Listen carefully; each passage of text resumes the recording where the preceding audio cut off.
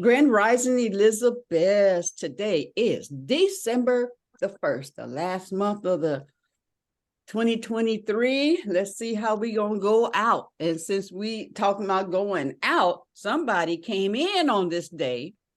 This is her Earth Day when she decided to come and hang out with me and Mama Evelyn at what?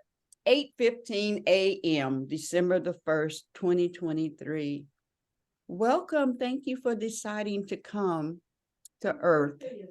It's Lolly's birthday, her Earth Day. She chose to come here. No, you have to get on and you can't be talking from the outside. She's trying to get in our business and upstairs and not on here. Okay. So I want to share what you were sharing about your birth date and the numerology side of who you are right now. Yeah. So I was sharing that my birthday is, yes, it's on the 1st. And that's a one. And one is usually associated with leadership, with initiative, with opportunity. It's a very strong number. And so I was explaining that me being 28, 2 plus 8 is 10. There's a one and a zero, so a one. And it's affirming now what has already been set for my life. So that being born on the 1st, it was putting me in a position to take leadership. It was putting me in a position to be open to the opportunities and to really be strong in that space. And I feel like over the years, I've gotten to the point where this is the year, and I truly feel like it. I truly feel like this is a kind of the year where I'm coming full circle in my confidence. I'm coming full circle in my knowing that I am capable and knowing that I can lead and knowing that I am walking on my path and can help others in the same way. So it's really good. I actually made a post the other day and I was talking about my past with my confidence. Because I just realized, recently it was quite a few things that happened that they usually sway me. And I'm like, oh, maybe I'm not.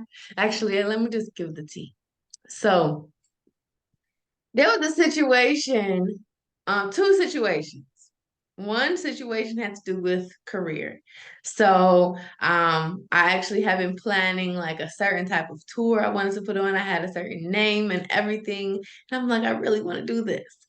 And then recently I saw someone else doing planning for their tour with the same exact name. And just it seems to be that they have a little bit more resources. And so I'm looking at that and I'm like, huh, okay. And instead of being, all mad about it, when I first saw it, I was like, what?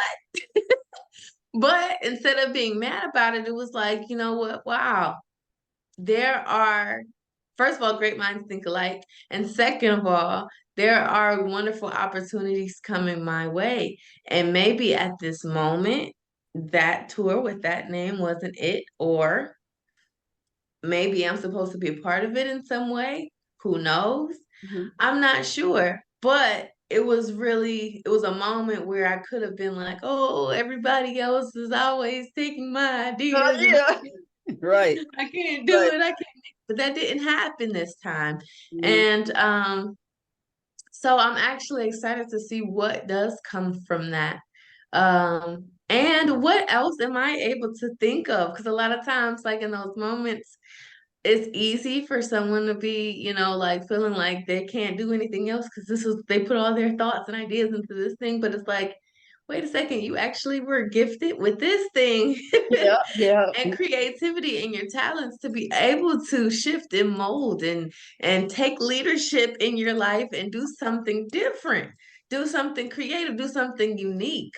That's why you're the first to do it. First. So it's fine. And so then there was another situation that happened, which was funny because I usually don't find myself in these situations. But anyway, there was a young gentleman who wasn't very intentional about how he shared his energy with people, and it created some confusion that I could see. amongst other young ladies that he was sharing his energy with.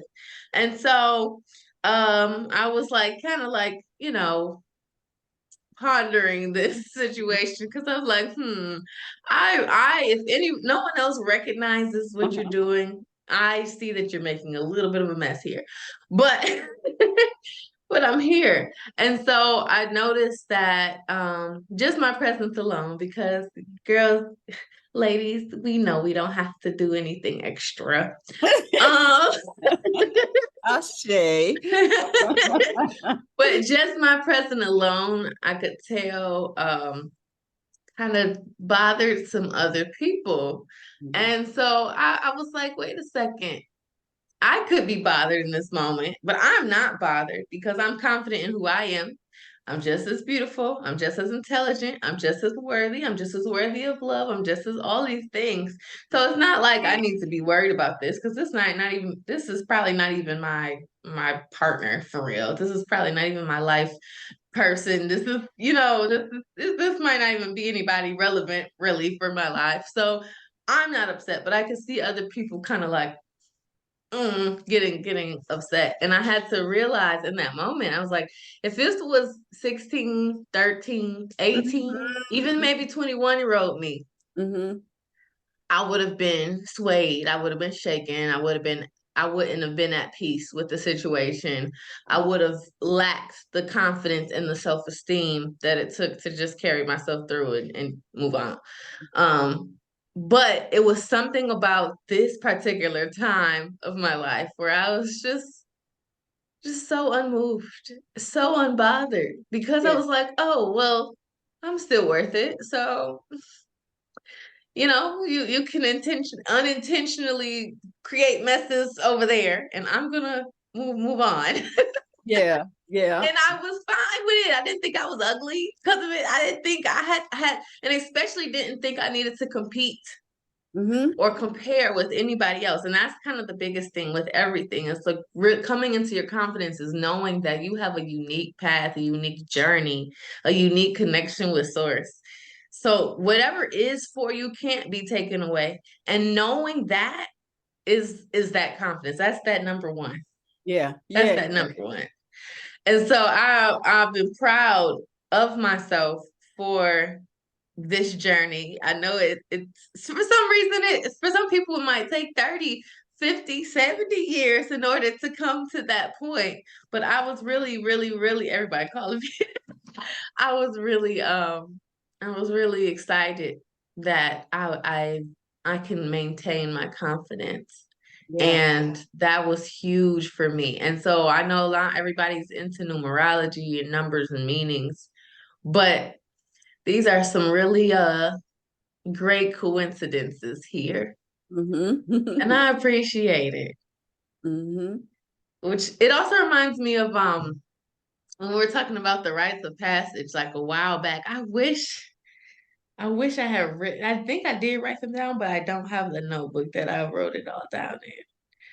But I really think I'm coming into, because they're the 20s, the early 20s, I'm like not right quite knowing what I'm doing, but I'm on this journey. Yeah. Yeah. I'm finding myself, and now I'm approaching my 30s and it's all starting to make more sense. So I'm excited. You talking about I'm with excited. Danny? When Danny did Yeah. that? Yeah. Mhm. Yeah. I wish I had those slides on me still. Yeah, that I would love to see that just to read it again. Mhm. Well, I can I'll take a look and see what video because it was at the beginning of the year, I think. Yeah, it was. Mm. Oh, no, I know exactly. Yeah, because now Wheelie's birthday was in December. Hmm. And she was going out, and so we told her to wait until uh now Wheelie came back. So yeah, the first month. Yeah, Mm-hmm. gotta find that. Well, good. That's very good, solid foundation to rock your day, to start your day and to walk in that power. I'm a first. Oh, yay. February 1st. So I'll be Yes. telling people, I said, I am true Aquarian. I am so true Aquarian. My husband is on the 12th. He says he's more of an Aquarian than me. I said, how? You at the end. You're going into Pisces. I'm smack dab in the middle. So I got all of it right there. And my horoscope has been, wow. I mean, like, wow. Like what you're saying, walking in 28, you feel it, you know it. Like you kept saying, I know. It's like, I know. And yeah, it's a beautiful thing. And then in my family, I've always been that leader for every Aquarian. It might be a little dangerous and crazy what I come up with because I am a true Aquarian. I try to stay a little bit balanced as it relates to sharing with other people and stuff, but yeah. All right, let's see what they say. Let's see what the well, let's just see what's on the agenda today.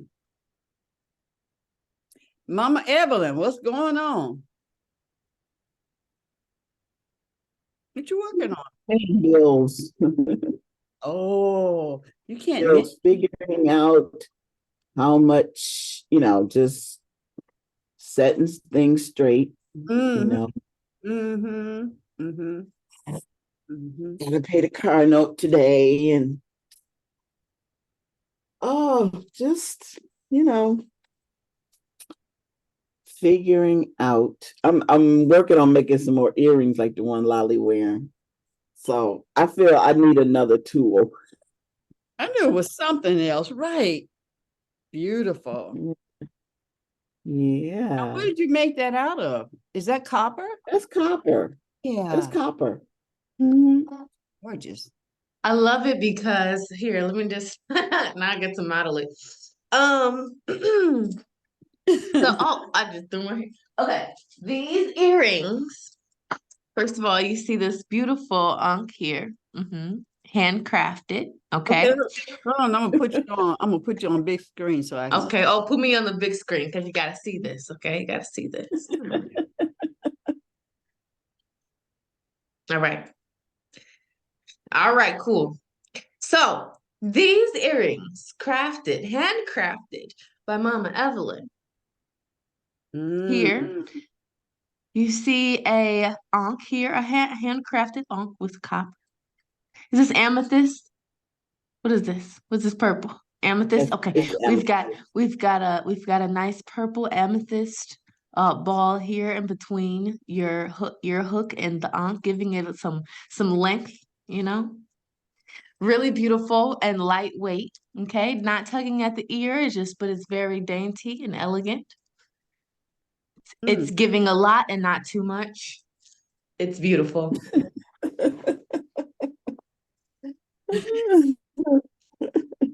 Yes. I see. Oh, great. That should, oh goodness, we gotta keep that. We gotta keep that. We gotta post that for the Elizabeth's page, random things. Mm-hmm. Speaking of which, I just got an idea. Okay. So I know I was talking a lot about marketing Mm-hmm. over the past few Fridays, and I want to get back into that. Um, I don't have a full structure because I need to read the next chapter so I can give you more information. But I'm thinking, as we learn, maybe some of the things can be applied to either the Elizabeth as a whole or an Elizabeth within the group, and we can work together to like really make that happen. So like one, I know before we had talked about, our marketing strategies, different things like that. So as we find a concept, maybe we can apply it in some way. I don't know what that means exactly because I have to read the chapters to see how that would flow, but that could be something that we do. Um, Just keeping that idea out there. Yeah. I'm excited. I know yesterday we were talking about everything, and I know I mentioned I was like, I don't want to volunteer for anything yet. It's a lot happening in this moment, and I need everything to kind of like align, and then Right, then right. I can reset and do everything that I would like to help with. But um I think I'm not sure what's happening with my current job. They're still in the process of hiring someone on, and a lot of people are giving them rates that just are way higher than they can pay right now. So they're just like, "Hey, Lolly, Coming in the you want to stay a little longer?" And I'm like, "Do Mhm. I?" I kind of in the space of like opening up my entrepreneurship. You know what I'm saying? My LLCs are established officially now, and I work with so many wonderful people, including the Elizabeths, and so I would kind of like to like restructure what my days look like so I can really, put my efforts and energy towards this new movement. So I'm like, I don't know if I could stick with that, but we'll see what that looks like. But I'm sure in the very near future, I will have some more time on my hands and I can really restructure that to include some of this Elizabeth promotion and marketing as well, because I need to practice if I want to work with the big dogs later. So, you know, I'm just saying. Will you have to sign a contract to stay on for a while, or will this be just floating until whenever? It's floating, but the thing is, as much as, and I love, so I don't want to come off as ungrateful because of course I love the impact. Of course I love the youth themselves. Of course I love that I have some basic healthcare benefits. So Mhm. that's always beautiful. And of course getting paid is amazing. Mm. Um however, my usual work hours are often smack dab in the middle. Like the latest I can come in is about 3:30, and then I'm usually there till about 7:30, 8. And then sometimes there's also administrative stuff and other things that have to be done throughout the day. So it's kind of a weird schedule for me. And I kind of want to open some of that up because I do have other rehearsals and photo shoots and just other things. I want to be able to create more flexibility in my schedule.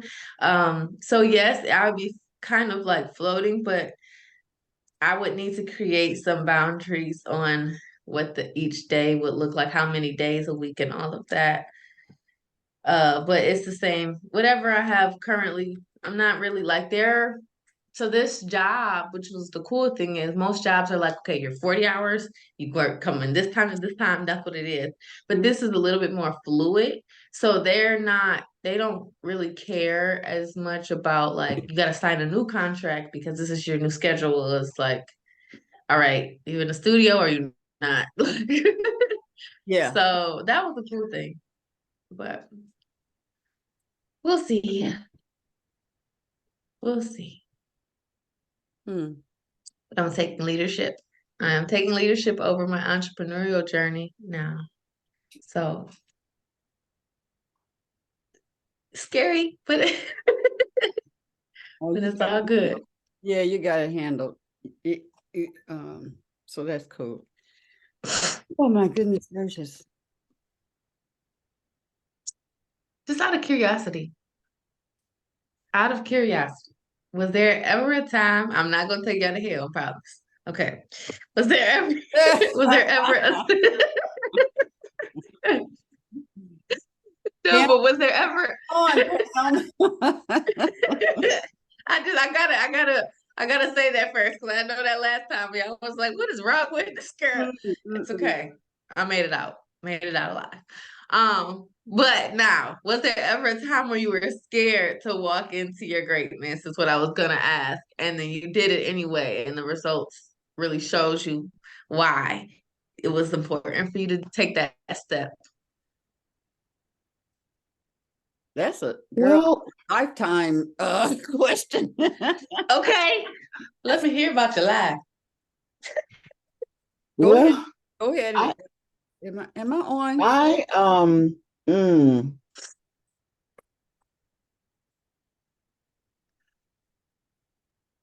mm, I just sort of, well, it was a learning curve for me when dad passed away, like really suddenly after taking the flu shot.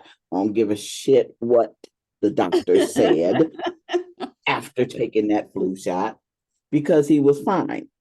And then 9 days later, he could barely, we barely got him into the car. And so that was right after, like, because usually, his money would hit the bank and boom, I pay all the bills. Boom, all the bills are paid, got groceries, whatever. So there would not be another income dropping, you know. Um, So I take care of business. I got on the phone, I called who needed to be called, told who needed to be told that he had passed away, and you know, got the bills changed over into my name, and whatever was owed, sorry. Anyway, um, but then it was I had no income, and I thought I would be fine. I did because Sheena was there. Um she was working. Um but yeah, it got to be a weird time. Oh, he had some insurance.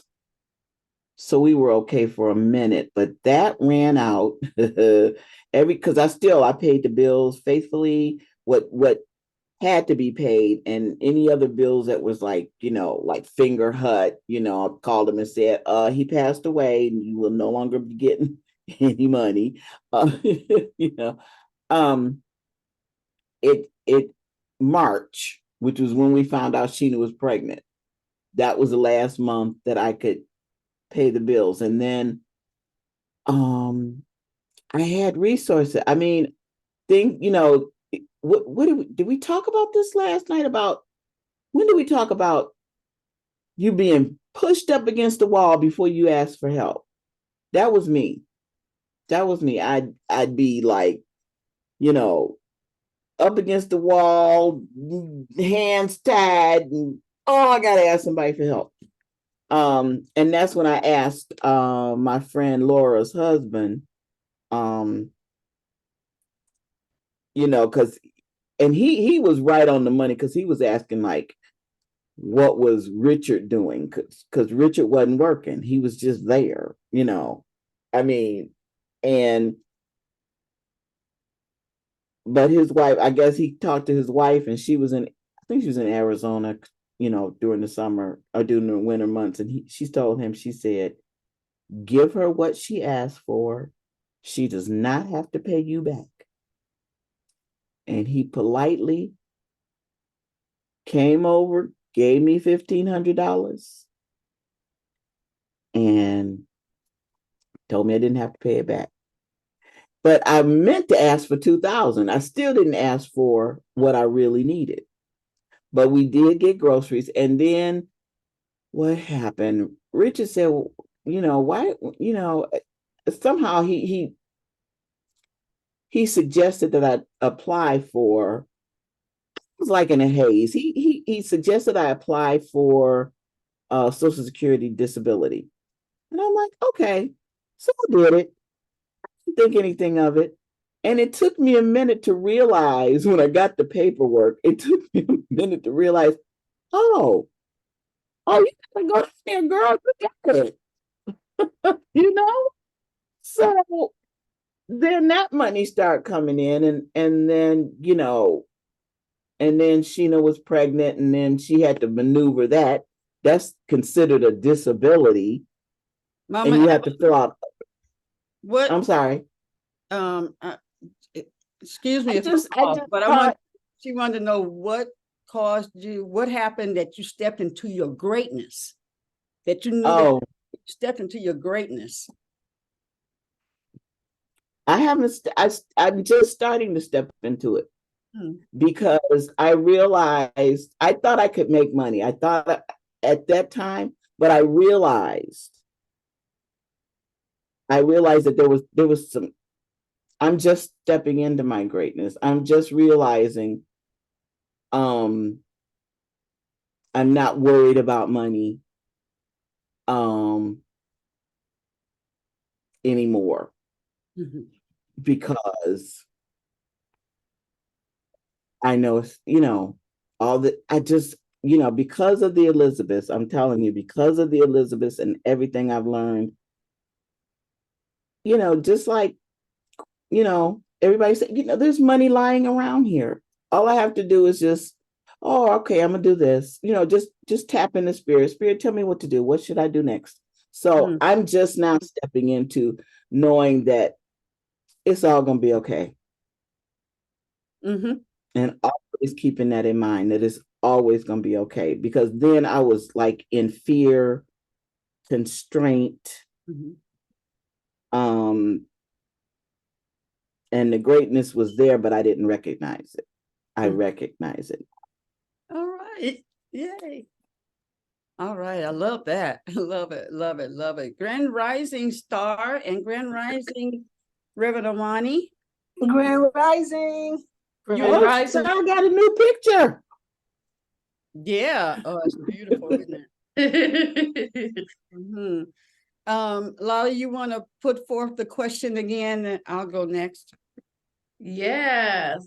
So, excuse me.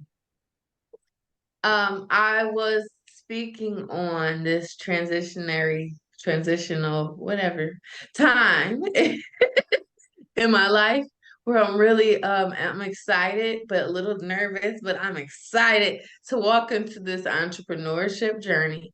And I was asking a question. I was asking, was there ever a time where you were nervous to really walk into your greatness, but when you did, the results showed you that that was your purpose. You were meant to do this.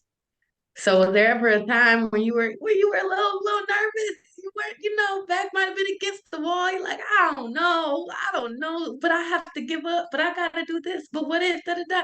And you just did it anyway. And you did it anyway. So was there ever a time? I want to hear your success. I want to hear your success story. Hmm. Well, I had two. I'm going to say or share one. The short one. Yeah, well, both of them are short. Um, so Phil and his brother and them, they had a jam session every Monday. And I would go, and I had just started going, going to the clubs and singing and stuff like that. And um, my performance would be, you knew she was new. Lolly, when new singers come out or players or whatever, and the polishing is not there, and you're still reviewing and going over your song and scared and nervous for them to call you up, especially if somebody really good comes up before you, right?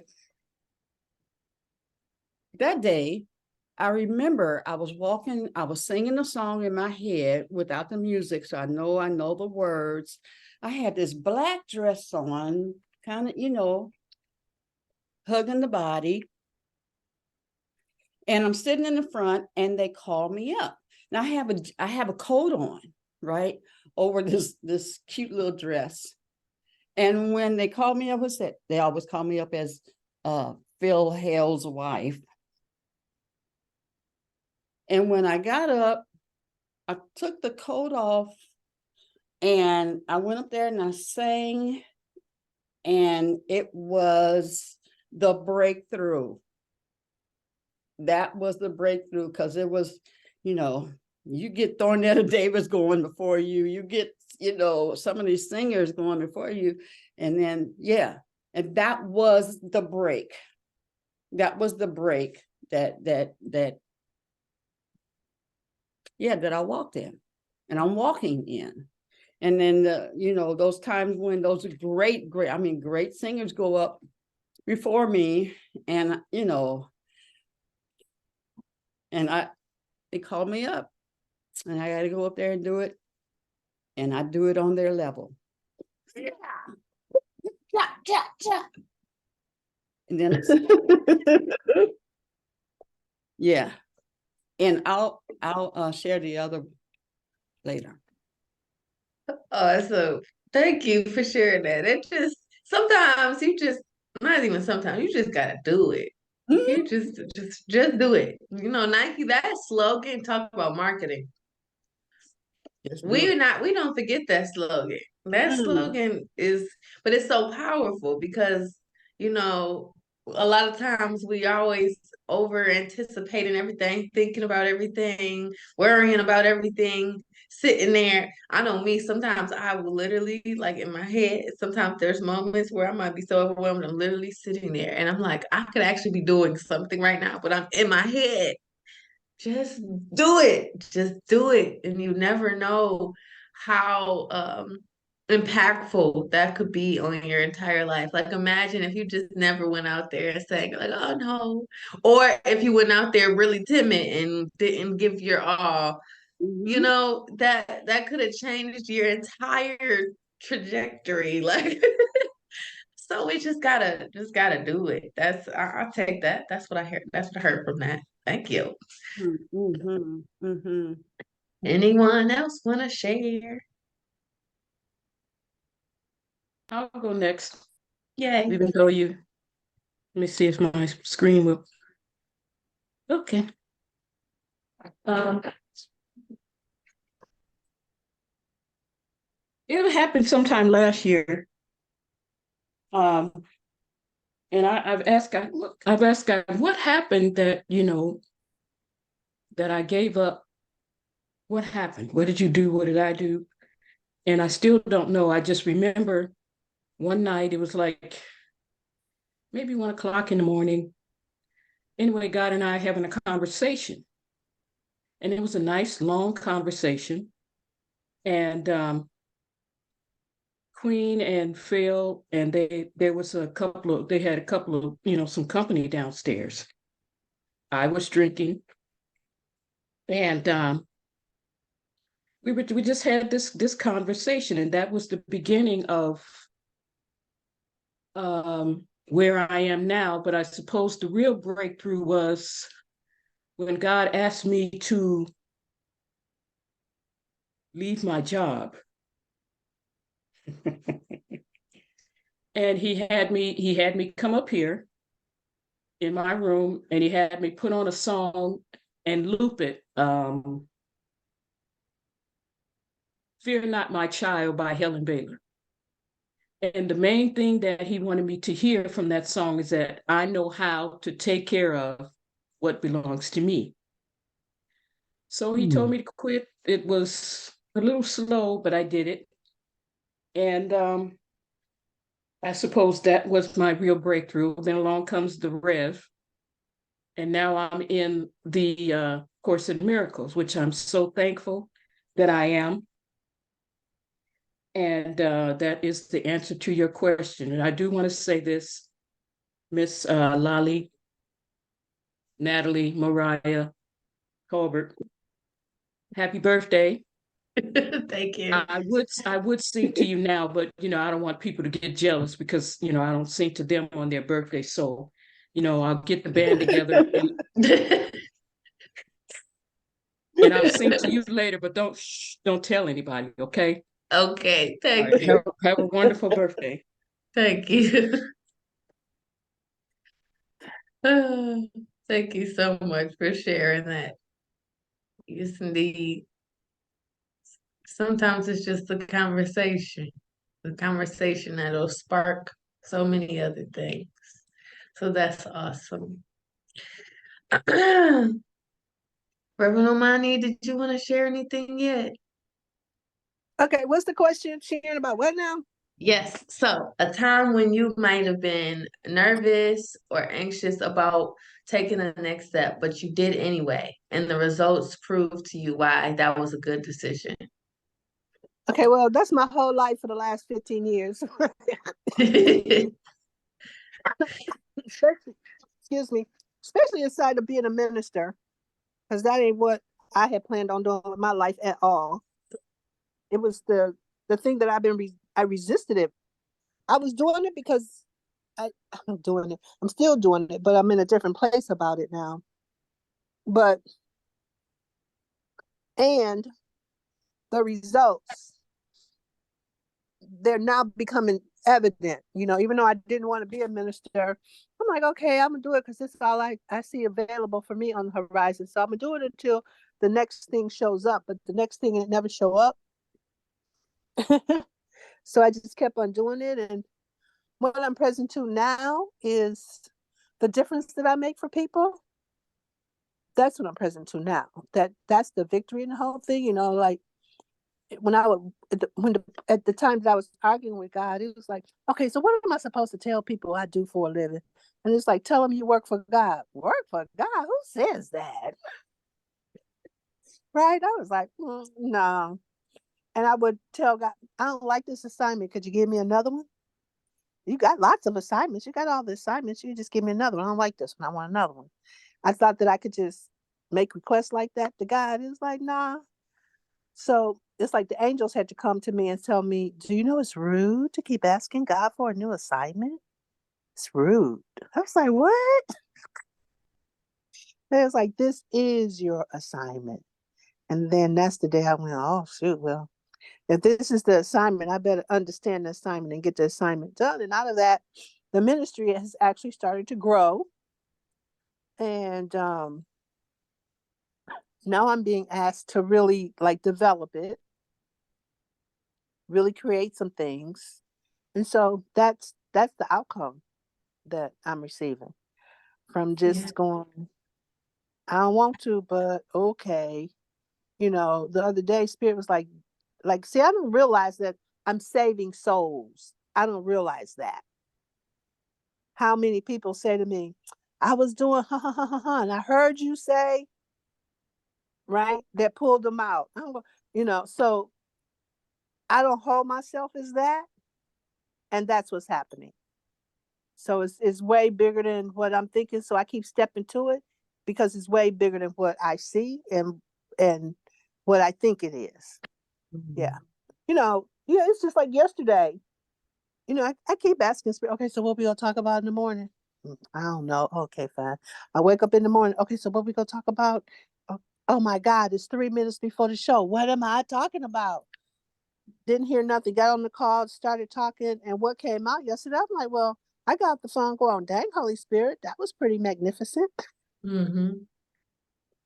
Conversation, right? So when I step back and allow my higher self to lead the way, it's pretty miraculous and surprising what comes out of that. So that's all I want to say about that.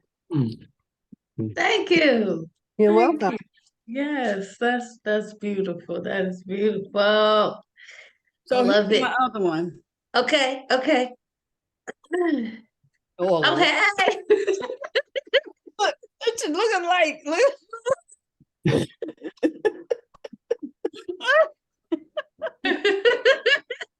you gonna pull that hat down on your head. Making fun of her hat. And she got to keep that head covered up. Mm-hmm, mm-hmm. So we had gotten to a point in 2000 that we had moved over on 8 Mile, and it was time. When it's just time. One, you're like you say, I'm up against the wall, and what's next? It was like, what's next? We just do this, do hair, and stuff. And the building down at the end of the corner came available, which is where we ended up putting the school, the full cosmetology. Okay, so we did that. No money at all, nothing. I just didn't know what was going, what to do. And I opened up and I said, I need to find funding. And I went And where I opened up to, I called them. No answer. I called the next number. And anyway, I ended up talking to them. I had no money. And when he said it's going to cost me this amount of money, I said, I have none. That's why I'm calling you. I need help. And they created this way for me to make, to raise the money through doing what I didn't know how to do and was scared to do it. And still that thing is in there. Okay, the little residues of it. But he walked me through, and I had to go and talk to people about investing in me. And anyway, raised the money, did all of that. And then I ended up just sitting there. I didn't have all the money. I went back. And and I just did what they said. And I raised the $5,000 that I needed. And I still had a hotel I had to stay at for 7 days. And I knew nobody. And so I still had to raise that money as well. And when I went, I still needed $1,000. I went and I just sat there at the registration. I just sat there. I didn't know what. I know, I won't say I didn't know. There was one person that was still going to come through, and I had to wait on that. So that's when I ended up opening up the school. I had met amazing people who empowered me that I can do this. I was able to go up in front of people. I had a room, not a room full, but I had a group of people in there, and I pitched the $50,000 that I needed.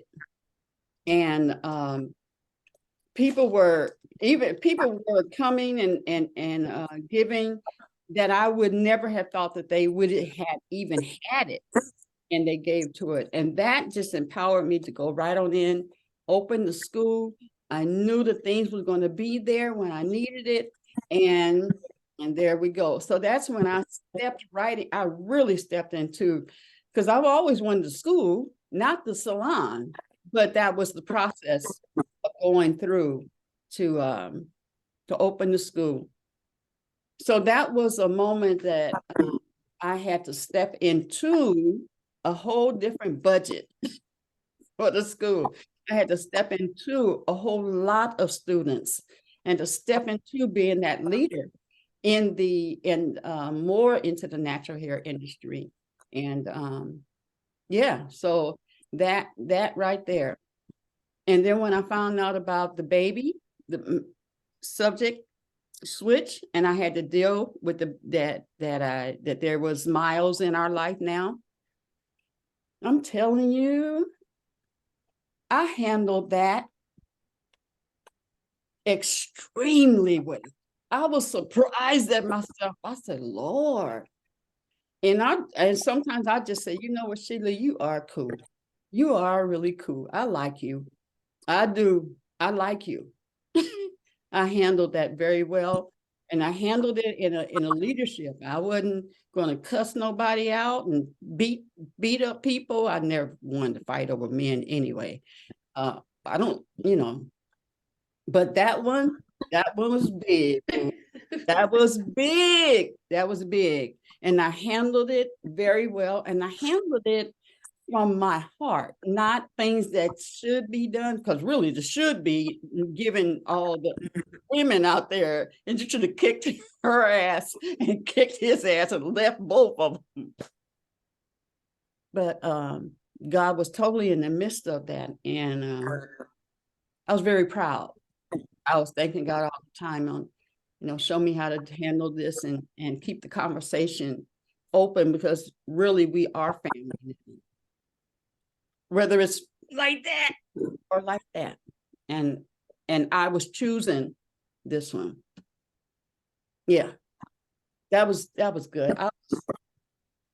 She didn't know what to do with it. She didn't know, because she thought, especially a sister, and she's like, oh, sister, I'll pick you. Yeah. That was a big moment. the baby now?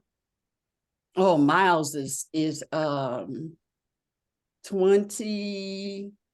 Ooh, Yeah, he'll be 20. He'll be 20 in January. He was my 50th birthday present.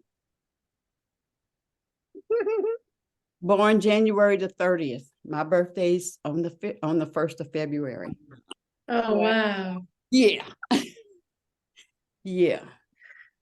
Wow. I acknowledge you. I acknowledge you for that. Yeah. Mhm. And that your man's still alive, I acknowledge you. He's alive because he had never done anything to hurt me ever.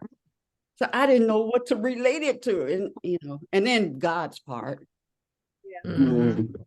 That it was he had to come and he had to be the DNA of the two of them for him to fulfill what he's doing here. So God, that being it, you heal me, you heal her, you heal my husband, and you cover the baby. So Mhm. so the baby's gonna be all right. And that's how we all moved, because I had set what it's gonna be. Mhm. Y'all should have asked me in the first place. Yeah, Queen Aduni, that's powerful. Yeah, thank you. It is. That is. And I'm quick to forgive. Mhm. Always have been. So that helps.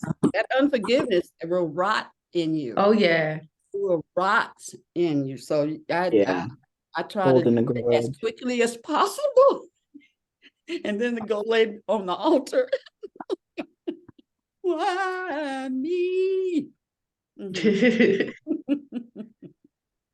Yes. Thank you for sharing that. Thank you. Thank you. That I'm really, I still struggle with is to restore the relationship to the point like nothing never happened. Yeah. That part I'm not quite there on that part.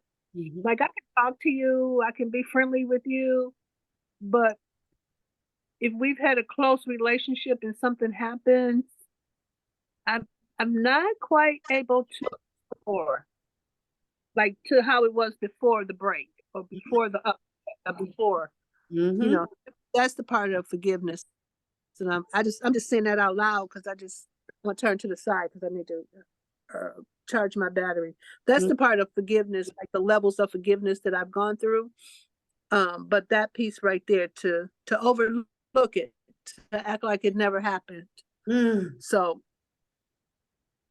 I'll tell you, yeah. I have to every year or every time when it comes up, I have to remind myself, no, she's, and this course is really helping. And,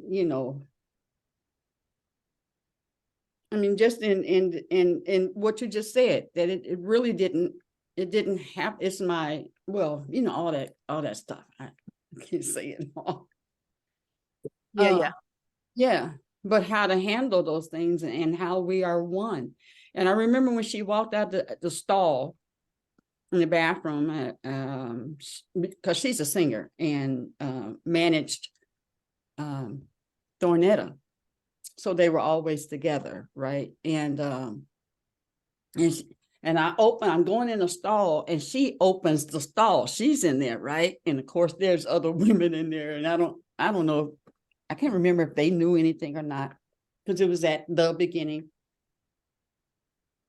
And so open the thing, she's standing there and she's like, so what are we now? I say, family. That was it. Wow. We're family. And we got to iron it all out, but we're family. So anyway. Yeah. So that's from the quick forgiveness, the spirit of forgiveness. And I mean, I'm just seeing that now. If I was holding on something, I probably would have slammed the door in her face and, jumped on her. But because Mhm. immediately we have to, I really believe in forgiveness Mhm. and the power thereof. Mhm. Yeah. So, I mean, what else? What are we now? We're family. Mhm. Mm-hmm. Mm-hmm. Yeah. And it was his forthworthness of just wanting to finally I can just tell you everything because we talked about everything, you know. Mhm. Hmm. Mm-hmm. You know, but the universe is not caught up in all that stuff that we're caught up in. Mm-mm, not at all. Not at all. Not What at all. we what, I was what we talking read about last night, we keep trying to bring heaven down to earth. We need to take earth up to heaven. That's right, that. right. Yeah. He didn't Mm-hmm. know what to call me for a long, long time. You know, What he call you now? I told him, you call me Mama Sheila. Oh, okay. Mhm.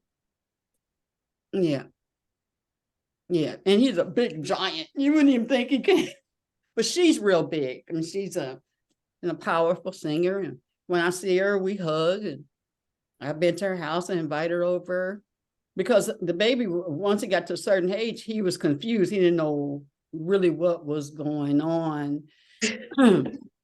So I invited him over for dinner for Father's Day. Her family, her other son and him. So Miles could see that there's not understanding stuff, but oh, okay. So that's how we do it. I don't have time. Nobody's worth all that and harden your heart and stuff. Nobody is worth all of that. Mm-hmm. Mm-hmm. Mm-hmm. Yeah, that's like I was mentioning earlier with the dude who's a little messy, you know? Yeah. It Right. ain't it's not worth it. You know how much energy I would have to expel just to like cause a scene? That's too much work. Yeah, and then you have to clean it up afterwards. Some kind You of way. know, You gotta like, clean it up. Mm-hmm. it's too much. So yeah, but thank you for sharing that. You know, sometimes it's not even our journeys lead us in these spaces Mm-hmm. and these situations that we didn't even anticipate. Sometimes it's like, okay, I'm about to start this, new thing in my life. So I'm nervous. And then sometimes that new thing comes and smack you in the face. And you just gotta be like, well, we are here. Yeah. Now how do I handle this moving forward? Right. So, but I'm sure you said his name is Miles. Miles, yeah. Yeah, okay. And I'm he's an sure. Aquarian. How am I gonna hate an Aquarian? Yeah. Uh, oh, And Lord. I'm sure he needed and used all the love that you gave and is using all the love and just what you create, the space you created. Like it's, because everything is just a part of this bigger movement, this bigger story, this bigger picture. And sometimes we don't always get it, but you had a really, really, really important role. And And the whole industry. I mean, all of the friends, all of them, even girls. I remember going to uh, a concert, and her best friend, Thornetta, was going to be downtown and introducing um, her album, right? So it was a big concert, and so I knew Nikki was going to be there, and people would walk in. I think they not. I'm gonna tell you, sisters or something else. I don't even hang with them. Like I know them in the music, right? Like people when you show up, hey girl, our brother, and they singing, and they was like, and she came, and they was waiting on the bam, bam, bam, and we were just like, hey girl, blah blah blah, blah, blah, blah, blah. And I was like, you've never been my friend to be mad at her or anything to make any of those. No, we're just all here. And yeah, that's all I have to say. That's all I That's have to say, good. birthday girl. What'd you say? Sorry. I said that's Happy all I birthday, Queen. Oh, thank Princess. you. Happy Thank you. birthday, girl. Thank What you. you gonna do for what you got the whole weekend? What you doing for the weekend? Um, Today I'm running around a little bit. I had a show, but it got canceled, so I'm figuring out what's happening tonight. Someone told me I should do some self-care, and I was like, what? Self-care? What's that? Where the party at? That's my self-care. Where the party at? So we'll see. I will let y'all know on the next week whether I self-cared or went out. I'm not sure. But tomorrow I have I think I'm gonna do some what is it? Qigong. Is Yeah. it Qigong? Qigong? Is it Qigong. Qigong? Qigong. Qigong. Oh, Yes. Qigong. That I I think I'm doing that tomorrow. Sometimes I'm a little fickle, so I'm not quite sure, but I think I'm gonna do that in the morning, and then I have a fitness photo shoot or whatever after that. But it's gonna be kind of fun because it's all my friends are gonna be there, and we're gonna be doing it together, little skits and videos. Oh, So nice. it's like it's that's fun to me. Yeah.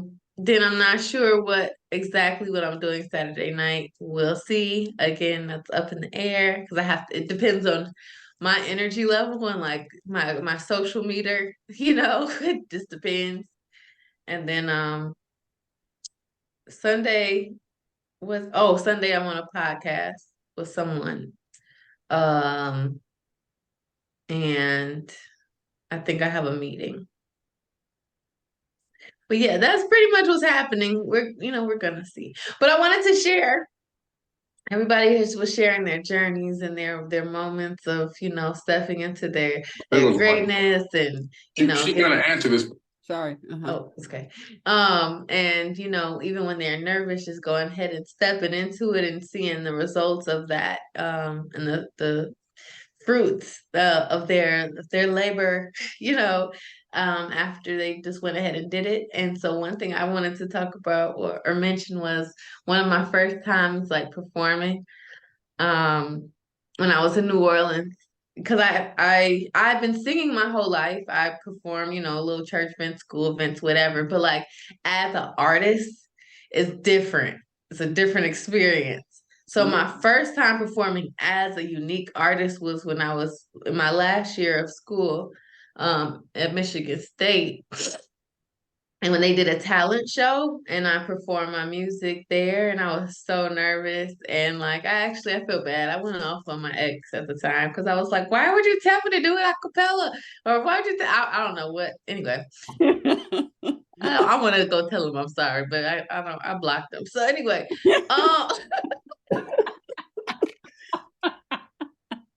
anyway, after I left there, when I went to New Orleans, I was, working for like an AmeriCorps program. I made a friend and his name was Chris, and just a really, really cool dude, little quirky, just cool little dude. So he came with me to one of my first shows in New Orleans. It wasn't even a big show. It was this group put on events or whatever, which I found out later I wasn't quite rocking with it because I don't like the charging artists to be a part of your thing. And it doesn't like it was called the restaurant is called Voodoo Barbecue and Grill or something like that. It was like, how they rent a back room for your birthday party. So it's like that's what the setup was. And they had their little DJ and stuff. And I'm like, that's cute, but why did you charge me like $100 to perform a couple songs? That doesn't make any sense. Why are you charging me? Anyway, that's beyond the point. I had that show and I was really nervous. I'm like, oh my goodness, like I'm nervous. I don't know. Da, da, da. Like I was like, I can't do it. And he was like, you're not nervous. You're excited. And I was like, what? He was like, you're not nervous. You're excited. You're so excited. That's why you feel like this. And I was like, okay, I like that. Like, Yeah. Just change the Just language change the here, name. but Yeah. yeah, but it felt so much more empowering to Yes. say, I'm excited. That's what these jitters are. I'm Right. excited. Yeah. And in truth, when you're a little anxious, you are a little excited because you're not sure. Well, first of all, you're literally excited because your nervous system is in excitement. It's moving. You're getting a whole bunch of connections at the same time. So literally, you are excited, but also like you are in the space of like welcoming something you're not quite sure how it goes, but you know that your goal is to still be open to that. So, yes, I'm not nervous because, yes, it's my nervous system, but no, what is my nervous system actually being? Excited. It's excited.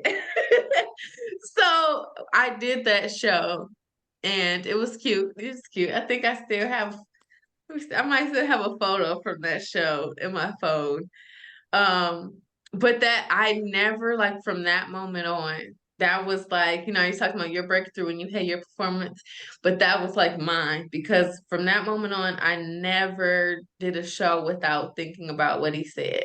Whenever I got a little nervous, I was like, nope, I'm excited. Let me breathe. Let me just get prepared. Yes, I'm excited.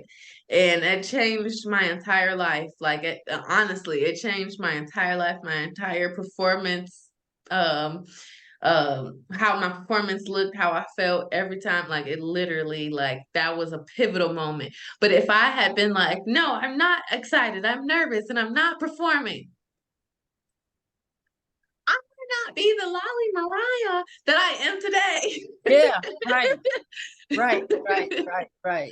Right. So, all that being said, I am just really, really, really, really, really grateful for the opportunities that arise in my life, but there are opportunities that arise in our lives where we can really take leadership and ownership of them and really embrace them and say, this is going to be my moment now. Yeah. This is going to be a pivotal moment in my life. This, no matter if it's a challenge, which most things are a challenge. So if it's a challenge or it comes easy, this is going to be something that I can really use to catapult myself forward. Like this is something that I am grateful for. This is something that is going to be a part of my story that I can share with the world and the people around me. This is something that's going to inspire me forever. And looking at it in that way just changes everything. So, with that being said, I'm really excited because I've officially filed for my LLCs and I'm going to be starting doing my business under my LLC names over the next year, including Herbiflora, which is something, this is my research, education, and consulting business specifically for what I call herbs and flowers. That's why it's called Herbifleur. Fleur is French for flower. So Herbifleur. And so I'm working with a cannabis company because I will be doing a lot of herbs, not just cannabis, but for this particular educational piece, I'll be working with a cannabis company that I've been working with, and I'll be providing education about conscious consumption to their audience and also to mine and whoever comes and attends that event. It's going to be virtual on December 7th. And I have a whole presentation I'm leading. I've got games, I've got dialogue. There's more to it. I think we had to cut it short. Well, they wanted me to cut it a little bit shorter for this virtual one, but we may also do one in person in a few months. But this is really the start of me saying, hey, I got my education. I continue to learn. I continue to just be invested in wellness and health consciousness. And so I want to share it with the world, and this is how I'm going to do it officially. So as of next year, I'll be having that company instead of paying me directly, they'll be paying my LLC. And I'm just, and then even with Lolly Mariah and my shows and stuff, all of that is set up so that, people can actually write a check directly to Lolly Mariah LLC. And I'm I'm excited. Yes. Okay. I'm excited. And I Yes. know it's so many wonderful things to come. And I just have to do it. I just have to do it and be grateful. And like I mentioned, bringing it full circle. I'm a one, okay? I was born on the first. Like I said, this 28th year, I'm a one, okay? I'm coming into my confidence. I'm owning up to my leadership and my purpose and my passion. And I'm gonna walk through that door and I'm gonna show the world, yes, number one, we got this. We We got got this. this. I say, and we are in agreement with you. Yes. We are in agreement with you. And you are that. You are Thank you. that. So just, walk in it. Walk in it. So can I just say something about what Lolly said, just to mhm, like hammer in something, like when you're talking about the difference between like excitement and nervousness? mhm, If you really check, they feel the same, mhm. right? They really feel the same, and the only thing that has them be different is what do you call it? Yeah. Yeah. That's the only thing that has it. So if you really, really get that, because you can call it nervous, you'll be nervous. But if you call it excited, you'll be excited because they actually feel the same. So Mhm. you get to tell your body what it is. So that's actually what's happening there in terms of the process of it. Y'all know I like to be at the source of the process. Yeah. Yeah. I Yeah. do. So And, it won't be something that it'll be something that you're actually at the source of, not just like something like information but for sure. Oh, when you check, oh, I'm so nervous, but check, oh, that's excitement. Hey, just like you doing, but now you can really like be at the source of it because you go, they do freaking feel the same. Yeah. mhm. And one causes you to draw back and tighten up, and the other one causes Yes. you Be freedom. free. Exactly. Yeah. Yeah. So when you know that, it'll like now, Lolly, that you got that little piece right there, it'll give you even more power. Mm-hmm. Because you won't be trying to convince yourself that you are excited. You won't be trying to convince. I'm excited. I'm this excitement. You won't be trying to do that. You'll know for certain that it's excitement. Why? Because you said so. Mhm. Yep. Mhm. You want to And that share was for that me. share with to Krisha so she knows how to. No, I heard it. I heard it. I heard it. Okay. I heard it. That and I didn't know you was a Spartan. I went to Michigan State as well. And but yeah, that was right on time for me. So thank you for that distinction for sure. I'm owning Yeah. that. But I still want her to share what the question is Yes. Okay, for So sure. on the floor. Yeah. yeah, so the question is, give us a time when you were a little nervous or a little anxious. We're going to use that word for this part. A little nervous, a little anxious about what you had to walk into or what you had coming up or something that you wanted to do. And you did it anyway. And the results should prove to you that that was a good decision. Was there ever a time like that in your life? Oh, every time I touch the mic, I'm always, but every time afterwards, even so in the introduction leadership program with Landmark, they have this thing where you go and do the skit. It's a little speech you're supposed to memorize, and you're supposed to be 10 times excited. And then you sit down and you give yourself a number 1 through 10, 10 being the best, before the noise starts. Mm-hmm. So when I'm in that, even after I give myself a 10 and then the noise starts, I'm still so happy that I did it. About what the noise is for everybody who doesn't. So the noise for me is, oh, you missed that word. Oh, you stuttered. Oh, you saw spit fly out your mouth. Mm-hmm. That in the head. Yeah, there's all these critiques about, dang, we went too fast that part, all of that stuff. Mm-hmm. And even with that, I can look at those things as areas to practice rather than calling it a mess up or, you know what I mean? Like, how y'all just distinguish nervousness versus excitement. Mhm. You know, just practice a little more. Next time I do that part, I know I need, put in the correction rather than the judgment and assessment and the, But for what did you do? myself, beating What did myself down. I Yeah. mean, I'm doing it now. Like I'm saying it to you in I don't know what first person, second person, past, present, but that's just an ongoing thing that I do. And I'm growing in that to just, shit, I did it. I remember for years that I would never do it. Yeah. And Yeah. every time people are like, and it matters to me because I do it to extend something, to share something, to leave people with something. I'm just not out there just to be seen. And they're like, dang, that was dope. And where you been at? And stuff like that. And I'm like, man, just in my head, but now I'm out here. So Yay. I love it. And I appreciate, people like Lolly, definitely Rev as my coach.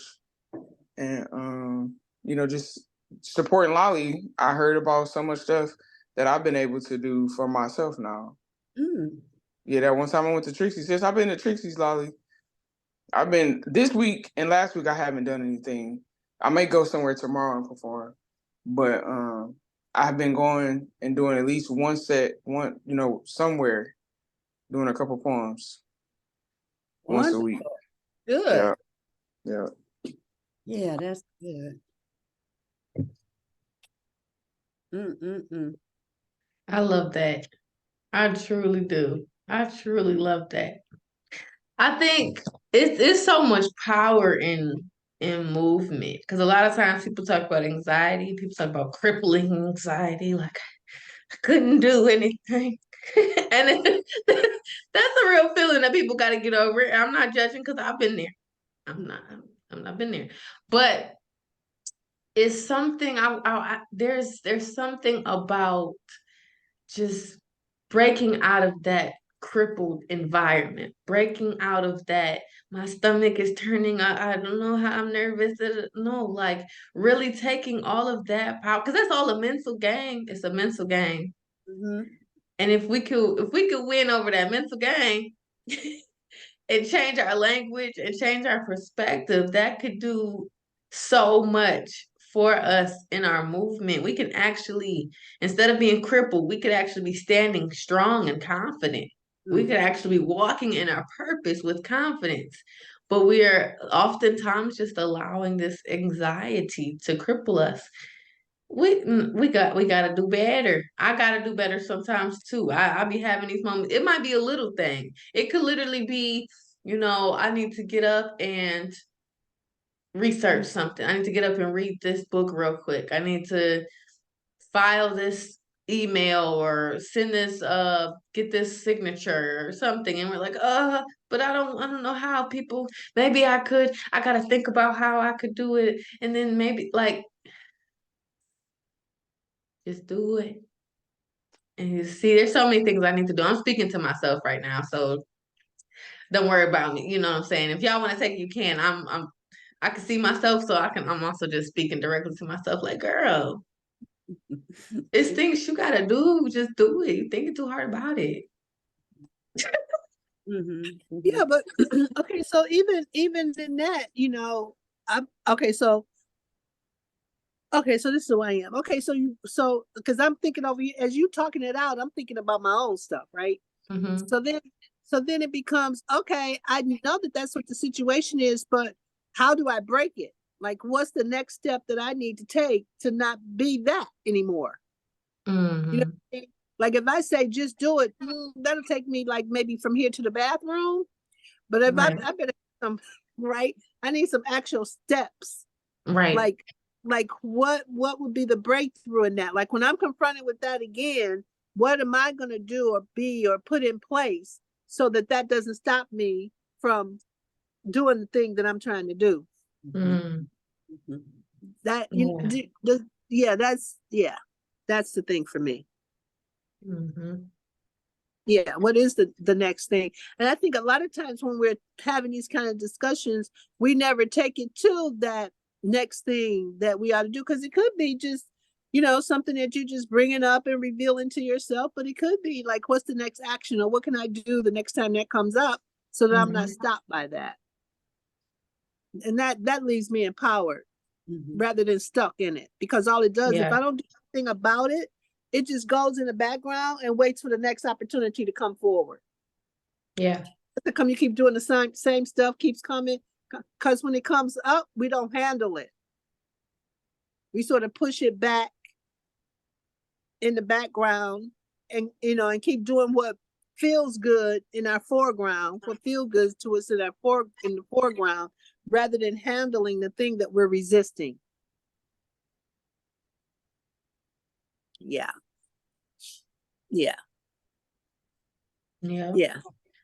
That also, it makes me think about, Lucretia said earlier, instead of holding a judgment for ourselves, putting in those corrections. Yeah, same thing. Yeah. Because then in putting in the correction, you can see if that's the correct thing to put in the correction. You know what I mean? Because it could be something different. You don't know. You don't know, because it's all new territory. So it's like a good conversation in terms of how do you handle a situation when you're in new territory for yourself. So it's the same question you're asking, Lolly. When you're in new territory, how do you handle being in new territory? Yeah. Yeah, because at first you have the experience of, I don't know what to do. How did I get here? Oh my God. You got all of that coming up first, right? Yeah, so. That's definitely where I was at after when my plans changed about New Orleans earlier this year. Yeah. And I was like, I don't know what is going on. Yeah. New territory. Yeah, new territory. Yes, but when I started walking in and focusing on creating value, regardless, that was the movement. That was the action. Those were the steps. Okay, now I got to create value regardless. So what am I doing? Yes. I'll add something. I'll do something. I'm creating value here. I'm creating value there. And so that changed everything. Honestly, it changed a lot. I'm still transitioning, but I'm in a whole different space than I was before. Yeah, that's really good. I love that. How do I create value? I love that. The one I use is do what's in front of me to do. Because what can I do is right in front of me. So I just do what's in front of me to do. I don't know about the whole big picture, but what's in front of me to do? In the beginning, it started off simple. Okay, how about you just clean off the table? Okay, that's okay. How about sweep the floor? Okay. Then I just whatever. Fold my clothes. Okay, fold my clothes. Okay, you know what I mean. Do whatever's in front of me to do, and that always gets me moving. Towards the goal that actually starts to emerge once I get some of the clutter out of the way. Yeah. That's good. I was gonna say something and I lost it. It'll come back. Yeah, that's good. Yes. So good. I wish my thought flew away. It'll come back right. Where you at? Where you go? Little thought. Oh, I don't know. It'll be back though. But I'm appreciating this. I'm appreciating this conversation. It's affirming, it's affirming what we already know. But sometimes we need to hear it again. And again. I was gonna say, wait a minute. And so is this a rerun? So profound, because last night in the reading, what got emphasized? When you get to that point of life, you got to act like you don't know nothing. You don't know nothing because we Oh. don't know what anything is for. So I don't know nothing. And to be able to keep is really, oh, that's so good, Omani Grace. It's really a way, you know how when you drink it, when you wine testing or doing some kind of test, you have to clean your palate. Mm-hmm. Mm-hmm. Mhm. When you go to I don't know anything. I don't know nothing. I don't know anything. I don't know what anything is for. It's a way of cleaning the palate of your mind, of all your thoughts.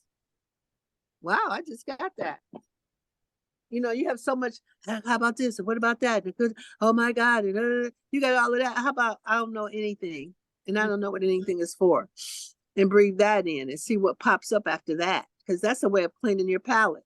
Because you think you know. And so your mind, it's the little thing in your mind that does all the thinking, the amygdala, it gets hijacked. And when your amygdala gets hijacked, it's just all over the place. Mm-hmm. Mhm. In your brain, you know. Fear and everything. Uh-huh. Yeah, it's a hijack. So yeah, that's good. My little thought came back, that's why I had to grab it real quick so Yeah. it didn't fly away. Reverend Armani mentioned the bigger picture, and then immediately, I'm such a visual person. I thought about like when you're painting, Mm-hmm. you're doing art, and then first it's cute because you could do a little paint by numbers, so you know like where everything is, and then you could connect the dots. You could do the little connect the dots, and that's cute. At some point in life, sometimes you get a blank canvas and some paint Yeah, and a brush. And yeah, you're not quite sure what this bigger picture is. But if you don't paint it, there won't be a bigger picture. So you gotta come on and paint. Go ahead, just paint. Mm-hmm. And a lot of times, like even I'm a doodler, I'm not quite a painter, but sometimes I end up like creating little things. And I'm like, oh, that was cute. I had no idea what I was drawing, but it came out kind of cute. But it's like that. When we have like this bigger picture, we're a part of painting this bigger picture and just allowing our hands to be moved within spirit, within God. Just let our hands move and it'll guide us and we will see. And soon enough you'll start seeing the bushes. And you'll start seeing the water in the picture. And you'll start seeing the flowers. And you get to the sky. You start seeing the clouds. You're like, oh, I just drew an oasis. Mm-hmm. Wow.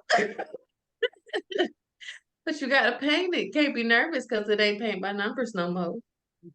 well, you know, it's deep, Lolly, that you say that because okay, so who's over here really is an artist, but got shifted away from being an artist. But even when I was in college and I took art classes, and we had, you know, you have a particular assignment. Mhm. When I really, really got into an assignment, it would be like something inside of me took over my pen and would start to move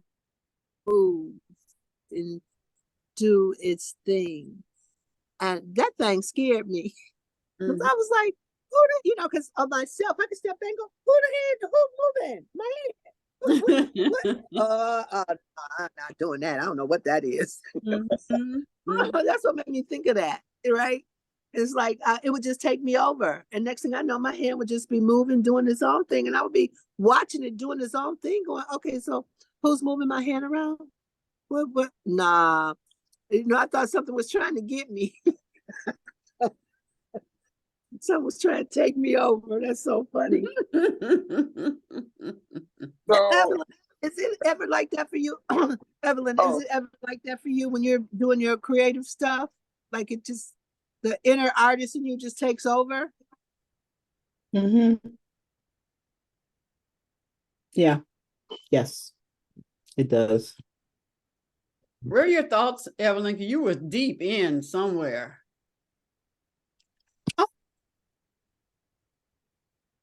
No, I'm just, you know, actually,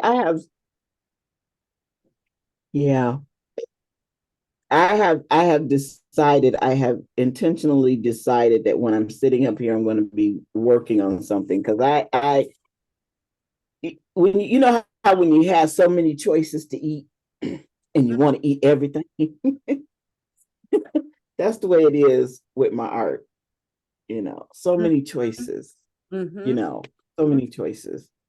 And then, um, what crosses my mind is what to bring to this platform, with the fourth Fridays. Um,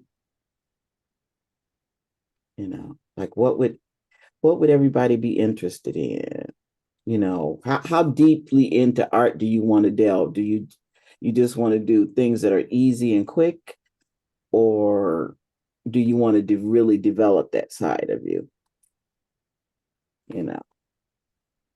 Like, I mean, I was thinking about jelly printing. I said, how many of you want to jelly print? How many of you are interested in because jelly printing takes up space because you're printing on paper or fabric or whatever, and you're laying it out to dry, and then you're creating all of this content to do something else with. It could be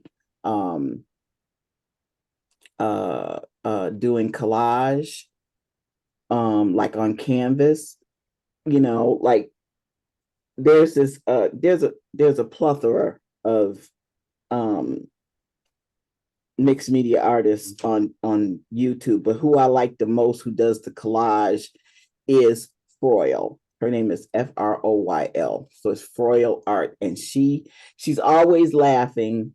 She's always, and her artwork is just simple, but it's beautiful, And I mean, see it, and my attention gets taken away from this is what you should, this is what you're supposed to be working on this stuff, you know you got your business side to take care of, Evelyn, and I just get drawn into the rabbit hole of watching them create and say, yeah, I want to do that.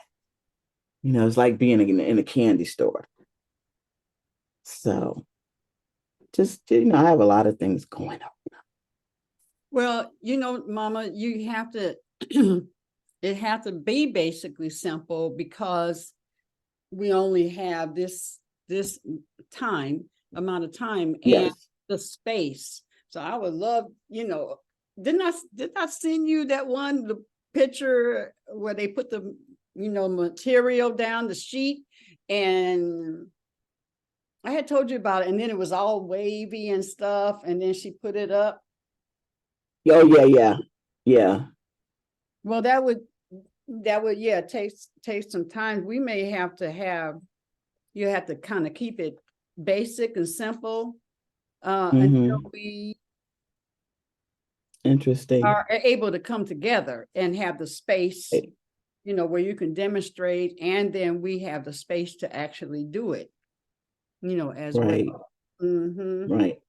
I have a video that I took because I love like I said, I love the bathrooms over there at the Detroit Java House. So I'm gonna send you a video of what they did in the second bathroom, because I think you'd be very interested in how it turned out.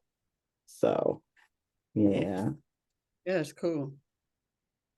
Secretia was about to say something. I'm not sure. Hey.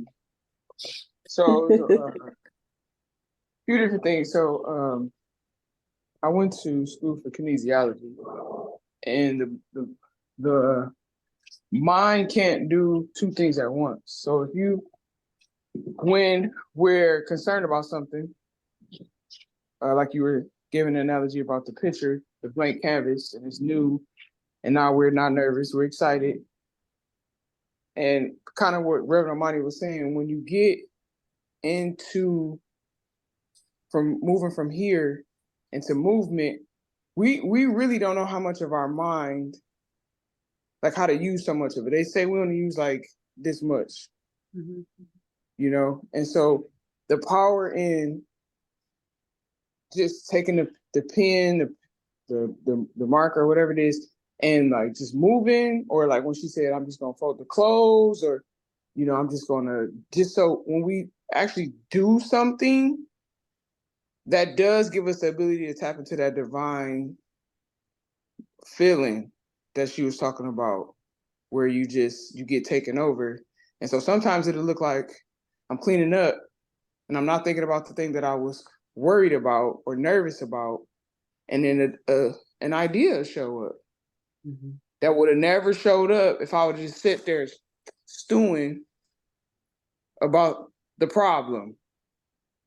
So it's so amazing, you know, how everything is connected, you know, how our bodies, you know, we can use them to get our mind off of the stuff that's really isn't, you know, serving us, be it by painting or washing clothes or taking a nap, or it's just different stuff. And so I just wanted to share that because it's like, I learned that at school, like it's documented. It's documented. The moment you take your mind off of one thing, and if you do something physically, it really helps to take your mind off of it. You know, even with it being yucky right out here, I'm considering taking a walk because I got some stuff on my mind. You know what I mean? That I just need to keep turning over to God. Most And that's definitely. doing it. You know, exercising. That's why they say exercising is so good. Stretching. You know, Wait, hold on. You go take doing a walk something. in that cold. You go take a walk in that cold weather. What's on your mind and get off your mind so fast? But it feels good out there right now. But you're right though. You definitely get out there in that cold, man. Quickly. Like, let me think through this. Just okay. Your mind be running because it's cold. It's like, let's just get through this And thought. it's funny that you said like what you said, because I was literally doing. I just put up the plastic on my windows so that the cold air don't get in. Like my house is like getting like so many like little things that don't get done normally wouldn't have got done to like January. Because I'm just like, nope, I'm not about to worry about it. I am the light of the world, which is our lesson for today. I ain't worried about it. You know what I'm saying? God got me. So I'm clean up my house. Put my plastic on my windows. Okay. So, ooh, that's what I want to do. Oh, Lord. Hey, did you guys see? I put the thing in the chat yesterday for Omar Johnson, Dr. Omar Yeah, Johnson. Did y'all look at it? not No. yet. Okay, I please just look at saw it. Thank you About for the church. reminding me. Was it the one about the church? Yes. Yes, I just saw it before I came on. That was good. Ain't that good? Yes.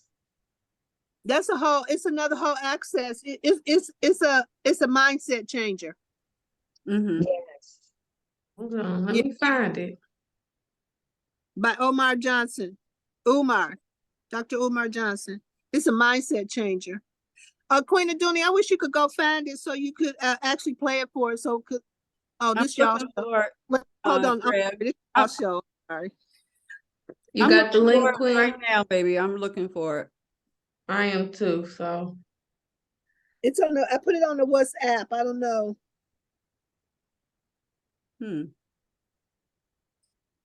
Is it a picture or is it just writing? Okay, hold on. Let me see. She says a video. Yeah, you have to click on it. Let me Was, see. was it the Right TikTok above the video? word Evelyn put in. Yes. Yep. It says Okay. Pan African 13. Yeah. Hold on, let me get that. You see it, baby? Yeah, I do. Okay, I'm gonna give you the power. Okay. I got the power.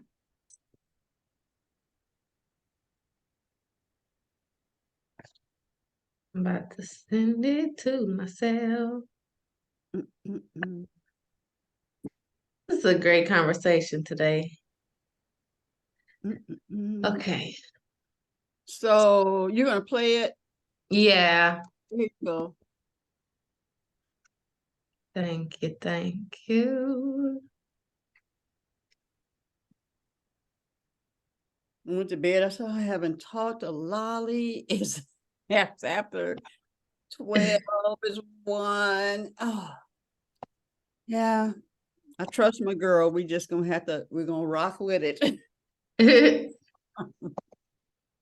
Okay, hold on. Have you all heard I'm gonna play it after Well, if we have time. 1 second. It's from Billy. What's his last name? Billie Jean. No, Oh. Billy Carson.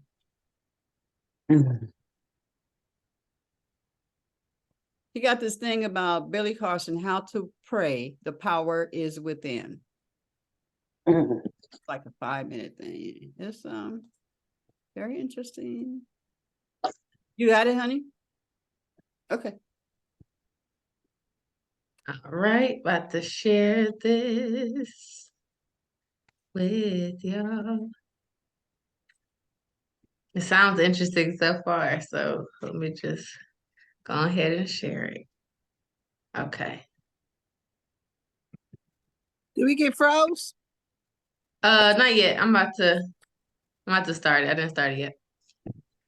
All right. This is right. This is the right one, Reverend Amani? This is it? Okay. Yep. Yep, that's it. I want to talk about the Black church.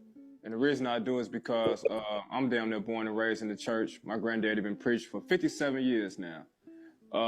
So when I ain't gonna lie, when I listen to your opinions on the Black church, I kind of tune out just because it's kind of personal with me. But since we are having this conversation, I'm very interested in, you know, how you feel about the Black church. In order to understand my criticism of the Black church and its Pan-Africanists, we believe in freedom of religion. Marcus Garvey was a Christian. Malcolm was a Muslim, right? Most of my Pan-African forefathers, Bishop Turner, Alexander Crummell, Henry Halle Garnett, Edward Wilmot Blyden, these were pastors of the church, you see. Pastors of the church. I had a red tie. Here we go. Pastors of the church, most of my Pan-African forefathers. So my issue is not with Christianity. I got a black Jesus tattoo on my left shoulder. Jesus was a revolutionary. I rock with the message of Christ. My issue is with the lack of accountability and service that the Black church delivers to the Black community. You got to realize, from a historical perspective, the Black church was the Walmart of the Black community. What I mean by that, if you was hungry, they fed you. Unemployed, they got you a job. Ku Klux Klan burning crosses on your lawn, they gonna go see them. Shoot out, the church is there with the guns. You need to bury somebody, they had the death insurance. Your child needed education, they got the school. You feel me? The Black church was the one-stop shop for everything Black people needed, from their revolutionary needs to their political needs to their spiritual needs. Compare that to the Black church today. Got Black churches that won't even bury you if you ain't got enough money paid into the church. These churches are asking for your tax return when you walk in the door. You got churches with ATMs in the lobby. And here's my issue with the Black church. The Black church takes 3 things from Black people we can't afford to waste, brother. 3 very important things. Time. You don't get time back. You got to go to prayer, Bible study, choir, women's meeting, men's meeting, blah, blah, blah. You're taking time, but you ain't building no institutions. Every Black church should have a school for our children, because most teachers are what? Affiliated with churches. You ain't got no after-school program. You ain't got no math program, no tutoring program, no rites of passage program. You collecting all this money, but you ain't doing nothing for our children. You ain't got no jobs for our men, no jobs for our children, no jobs for our teens. Here's the question. A church in Chicago, a Black church, that's at the forefront of the fight against miseducation. You can't name one. At the forefront of the fight against mass incarceration in Chicago. Can't name one. Name one that's at the forefront against the fight to stop gentrification or the migrant takeover. A church. Can't name one. Name one that's at the forefront to stop police brutality, police genocide. You can't name one. Black America's 5 major problems doesn't have a single Black church spearheading the pushback for any one of them. You take our time, you take our energy, and you taking our money. Our money. Black people on average every Sunday nationally gives the Black church $3 million a Sunday. Collectively. $3 million every Sunday. No schools, no banks, no hospitals, no supermarkets. How can I support the Black church? My issue is not the doctrine. My issue is the lack of deeds. And this is why. This is why I understand when Karl Marx, and I'm not a communist, but I understand when Karl Marx said religion is the opiate of the people. It brainwashes you into political inactivity. The reason why black people in Chicago are sitting back watching these brown people take over their neighborhood is we've been brainwashed through church, through mosque. When I speak of church, I mean all the religions, not just Christianity. We've been brainwashed through black religion into believing that God is going to fix our problems when God is ready. Where else were we taught that? We were taught that on the damn slave plantation.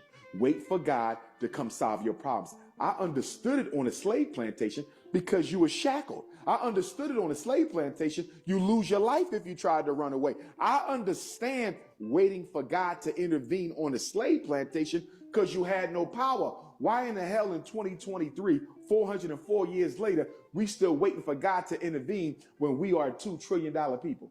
Do you realize Black America is the 10th richest economy in the world? We're the richest group of blacks on earth in terms of income. And we waiting on Jesus and Muhammad to solve problems that we have the wherewithal to solve ourselves is not acceptable. Black women, $30 billion on weave and perm. White women have made you feel that unattractive that you spend 25% of your disposable income trying to look like them. Black men, $4 billion on liquor, $2 billion on Air Jordans, $100 million on chicken, turkey, beef, and pork, which means we're literally financing our own cancer diagnosis. I mean, the reason people have trouble feeling sorry for Black America is Black America got the money to solve their own problems, but they're not interested because it takes love to do that. And for 400 years, we've been taught how to hate ourselves. So let's go there. Black economics, right? The black dollar. It circulate everywhere except in the black community. 16 hours. The black dollar leaves the black community in 16, not even 24. It don't even take a whole day before that dollar jump out your hand. Jewish community, I think it's something like 18 times. Asian community, I think it's something like 28 times. Everybody else's dollar circulates more than a dozen times before it leaves. Black community dollar, it leaves within 16 hours. You know why? Because black people are allergic to other black people. We would rather buy white than buy black. I'm gonna give you a personal example. I just told you about the sneaker shop where my mother used to buy my shoes. Next to the Garvey movement, you see this? Right across the street from the Garvey movement in the white sneaker store was a black sneaker store. Guess what? Everybody still bought their sneaks from the white Jew. The black man was out of business in less than a year. See that? And he had better prices and better sneaks. It didn't matter. Black people love white people. And one of the things we do not want to admit, and one of the things that's going to be necessary for us to overcome our situation, we don't want to admit the psychological dependence on white folks. This is why you hear Negroes say things like integration destroyed black people. Who integrated us? There has never been integration. There's only been desegregation. Deseg is not the same. When you desegregate, you forcibly remove the legal barriers to entry. So public schools desegregated. They removed the barriers that excluded blacks. But did they force you into the white school? No. When they desegregated the white hospitals, did they force you to close down your black hospitals and start going to the white hospitals? Did they force you to leave your black communities and move into the white community? Did they force you to stop sending your children to HBCUs and start overwhelmingly sending them to PWI universities? The white man desegregated, the black man integrated. We wanted to be with white people. We love white people. Why do you think educated black men marry snow bunnies more than the men of every other race put together? We are intoxicated with Caucasian people, and we keep on making excuses as to why we don't want to leave them people alone. And truth be told, it's because of our racial inferiority complex that has us believing that if you ain't got no white people around you, if you ain't living with white, if you ain't dating white, if you ain't sleeping white, if you ain't working white, if you ain't learning white, then you are an inferior being. This is exactly why black parents will spend $20,000, $30,000 a year to send a child to a white private school. We're not even talking college. We're talking grade school. $20,000 and $30,000. I know because I do the IQ testing to make sure they don't have no disabilities in order to get accepted.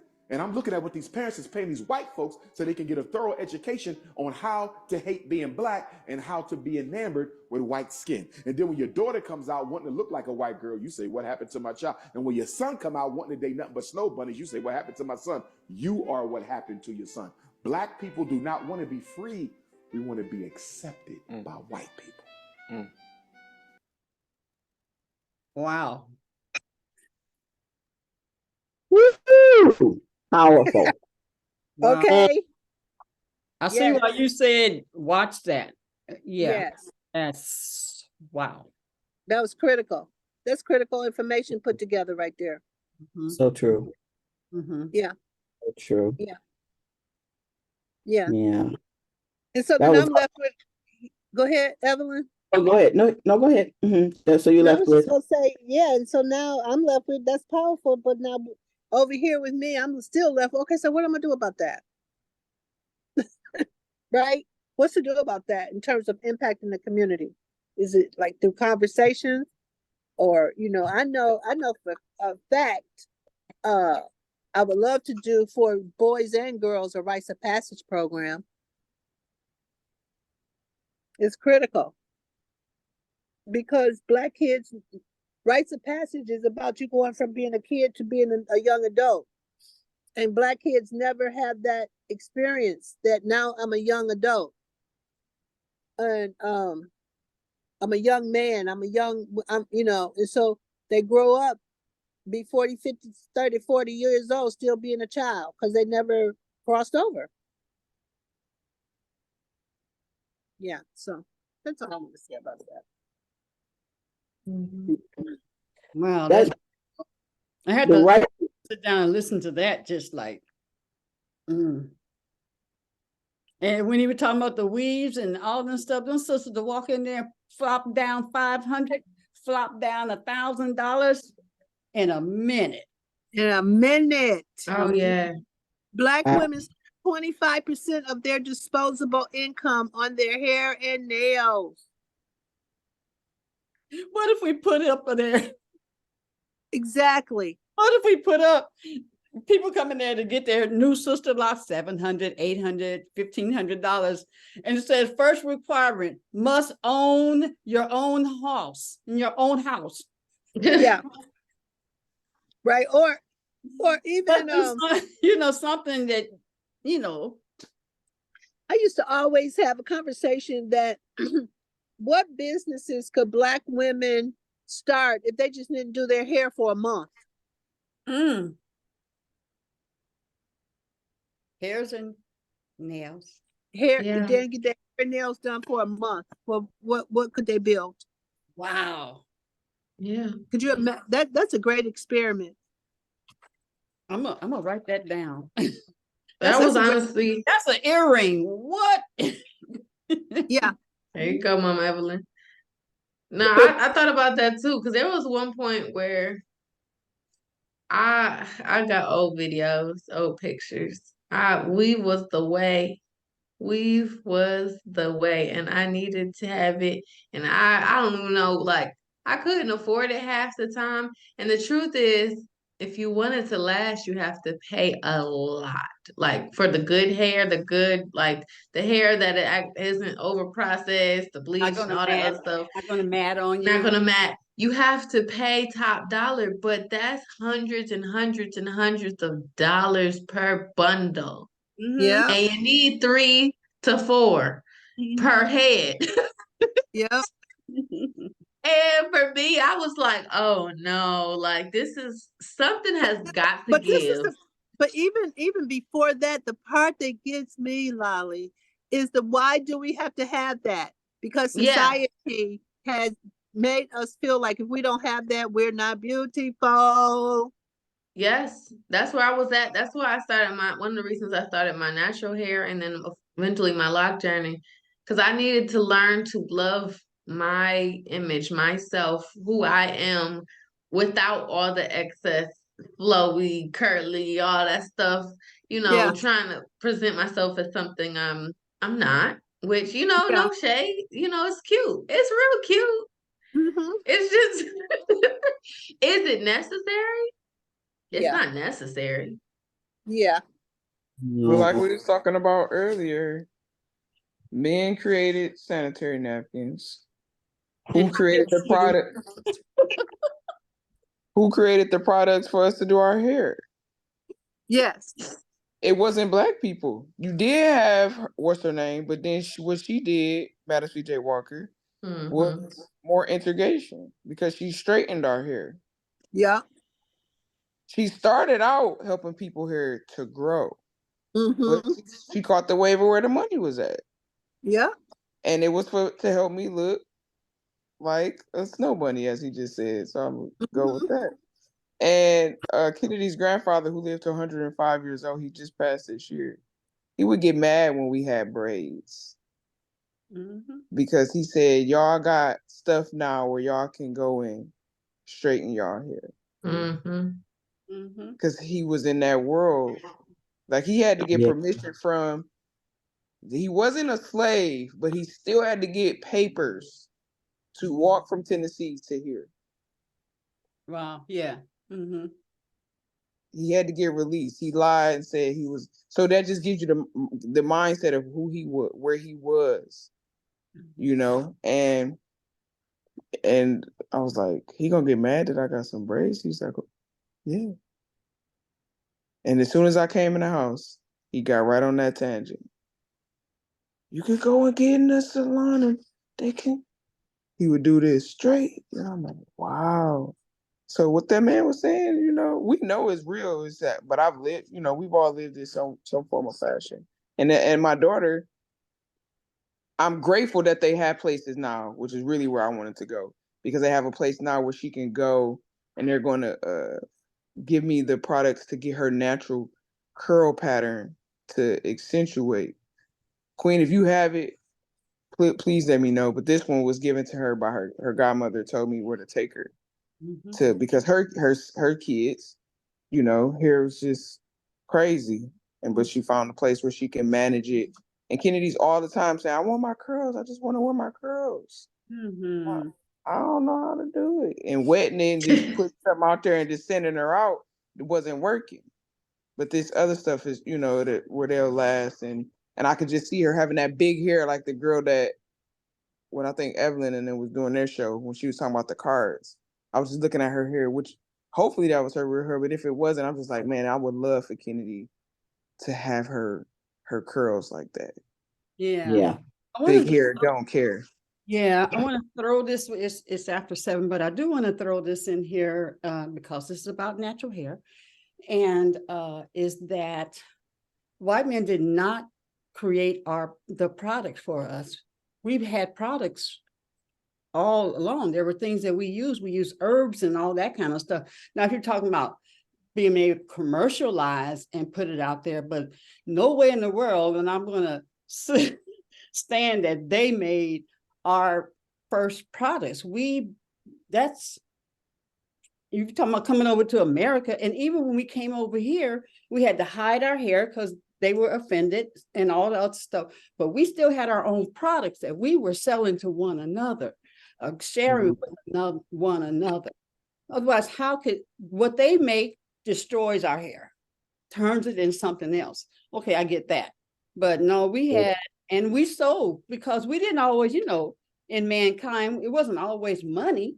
It was, well, give me this for my hair and I'll do this for you, that type of thing. So no, they ain't getting that credit. They can get the credit for destroying, you know, and showing, and probably, I would just go, this is not fact, but probably our products, they stole and then made it. And because they had the money to put it out there in that way, you know.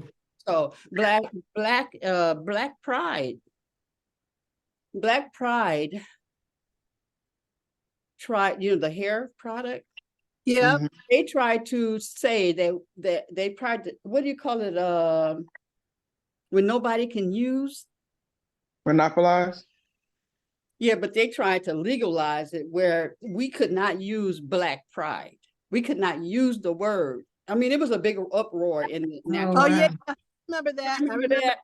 Yes, but that's when the white industry saw how much money was in black products, and they tried to take over the black products. That was Exactly. But listen, as a black woman, I started braiding hair to supplement my income when I was in college. Mm-hmm. Once I figured out, oh damn, I had wore my hair braided all the time, and I could feel how they was putting my hair in, braiding it down. I'm like, oh, I could do that, right? Right. And I was going to a braider, and she was complaining about getting carpal tunnel syndrome because she was braiding so much. And then one day, finally, I said to her, "Girl, I could braid." She was like, "You could braid?" I was like, "Yeah." She was like, "You lying all this time. You've been watching me complaining. My hands hurt, and you can braid." She's like, you could put it in." Yeah, I could put it in. She had me get up out of my chair, put the hair together, and but the part that was uncanny is that we had the same kind of tension in our braiding. Because if you notice braiders, they got different tensions, but we had the same kind of tension. So me and her made a deal. You put it in, I'll braid it down and finish it. And out of doing that, she was able to do twice as many customers. Right. But once I really got into it and I really saw that black natural hair care was a $1 billion industry, I was like, well, I can get me a cool $1 million out of here. If it's $1 billion over here, I can get $1 million out of here. Right. Well, it is 10:11. It's been wonderful. My goodness gracious. Any special announcements about what's happening this weekend that we should know about? Yeah, well, tomorrow is the Ngia's thing. Oh yeah. And what else? Wine and Wings with Donald. Right. Ngia's Noel night. What time is that? Ngia's? Because I want That's from 11. Oh, 11 to 2. 11 to 3. Oh, wonderful. Oh. Okay, wonderful. Yeah, it might be 2. I don't know. But it's early. It's 11 to 2. Okay. Dang, Lakeisha, is that cold outside? No. She looked like for a winter. Like, what the made me scared to go out, open the door. I thought no, it ain't that cold. She just extra prepared. Have you spoken to Sylvette, Lakeisha? No, I was gonna call you today. I saw it again yesterday, late last night, so I was gonna call you today. I haven't. Okay. Well, can you call me after this? All right, call me. Today is my co-host Earth Day. This is the day she decided to land in her mommy's stomach. What? And shoot out from her daddy. Shoot and land. Lord have mercy. You sound like my baby's father when you say that. He turns 20. Today she is 28. She's been around the, what do you call it? Around the earth 28 times. Around the sun. Yep. Around the sun. So we want to, as we hug ourselves. 28 trips around the sun. And she's a leader, and she's stepping in full power. I'll tell you these things. I'm telling you, getting used doing to good. words and doing good. things. Well, happy birthday, Lolly. Thank you. Happy birthday to you. Happy birthday to you. Happy birthday. Yay. All right, sweetheart. Hug yourself. Hug yourselves.